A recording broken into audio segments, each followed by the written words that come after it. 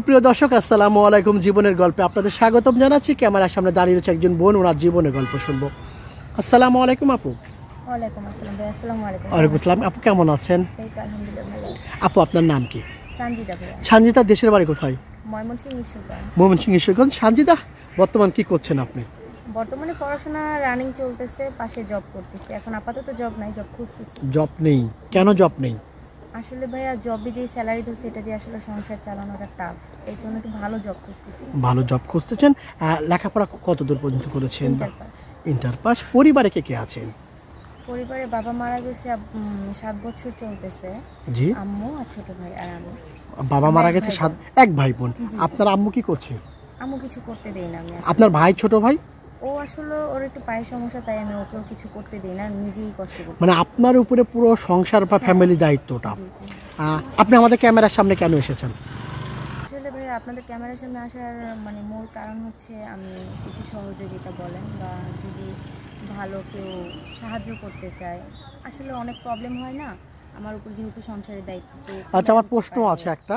আপনার সাহায্য বা ফ্যামিলির, আপনার হাত আছে, পা আছে, হ্যাঁ সবই ঠিক আছে, আপনাকে কেন সাহায্য করবে ভাইয়েরা?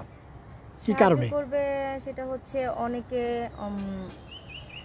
অনেক রকম ভাবে সাহায্য করতে পারে ভাই। সেটা সাহায্যটা কেন করবে আপনাকে বলতে হবে। আমি আপনাকে সাহায্য করব, কোনো স্বার্থ সেখানে আমার থাকতে হবে, তাই না? স্বার্থ ছাড়া তো আসলে দুনিয়া চলে না। হ্যাঁ, স্বার্থটা কি স্বার্থ? আপনাকে সাহায্য করলে একজন যে সাহায্য করবে সে কি পাবে? সে কি পাবে বলতে, এখন নর্মালি আমি তো সিঙ্গেল, বিয়ে করি নাই। যদি কেউ আমাকে সাহায্য করে বা ওনাকে যদি আমার ভালো লাগে তাহলে আমি তাকে বিয়ে করি। মানে সাহায্য করার পরে? সাহায্য করার পরে না, আপনি তো আবার আরেক দিকে চলে যাচ্ছেন। না না না না, সাহায্য করার পরে আপনাকে কেউ যদি বিয়ে করতে চায় বা আপনি রাজি আছেন, আগে নয়? ভেবে দেখবো। প্রিয় দর্শক, আসলে আমি মজা করছি এবং দুষ্টাম করছি, আপনারা শুনবেন। আচ্ছা সঞ্জিতা আপু, আপনার কাছে ছোট্ট কয়েকটা প্রশ্ন।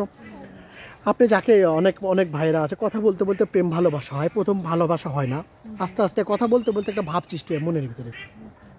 আপনাকে কোনো ভাই আপনার জীবনে বন্ধু হয়ে আসলো, আপনাকে হেল্প করলো, আপনার ভাইয়ের দায়িত্ব নিল, মার দায়িত্ব নিল, সে যদি আপনাকে পরবর্তী বিয়ে করতে চায় সেটা বিয়ে করবেন, সেটা আপনি বোঝাতে চাচ্ছেন? হ্যাঁ, আমি এটাই বোঝাতে চাচ্ছি। আচ্ছা, তাকে ওনার সাথে আপনি কথা বলবেন, তারপরে সিদ্ধান্ত নেবেন আপনার জীবনে, সিদ্ধান্ত নেবেন। আচ্ছা, আপনার সাথে যোগাযোগ করবে কিভাবে?